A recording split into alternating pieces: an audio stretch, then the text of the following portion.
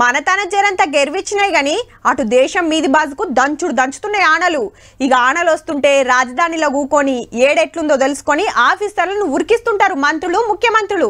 పలానా కాడ వాగులు వంగినాయట, గా ఊళ్ళే బ్రిడ్జి కూలిపోయిందట, గడ ఊళ్ళకు వరద నూక్కొచ్చిందట, ఇండ్లన్నీ మునిగినాయట అని వార్తలు వస్తుంటాయి.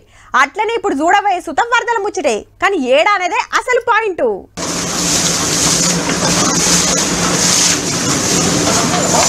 పాపం ఇంట్లకు వరద నూక్కొచ్చే వరకు బకెట్లతోని ఇట్లా ఎత్తిపోస్తుర్రేమో అనుకుంటురులే.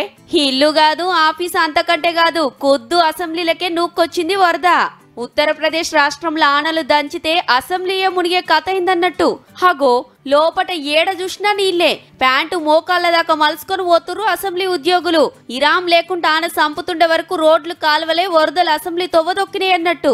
సభ బయట చూడు ఎట్లా ఉరికొస్తుందో వరద. ఎమ్మెల్యేలు మంత్రులంతా ఈ నీళ్లు దాటుకునే లోపటికి పోతున్నారు.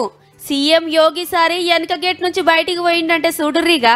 ఇక గమ్మత్ ఏందంటే ఆనలకు షిత్తుసు తురుస్తుందట. సభలనే గిట్లుంటే ఇక రాష్ట్రం అంతటా సర్కార్ ఆఫీసులు ఇంకెట్లుండాలి. సార్ మా తాన వరదలొస్తున్నాయని ఎమ్మెల్యేలకు పబ్లిక్ ఫోన్ కొడితే మా అసెంబ్లీలకే వస్తున్నాయి, మేమెవలకు చెప్పుకోవాలి అంటారేమో పో.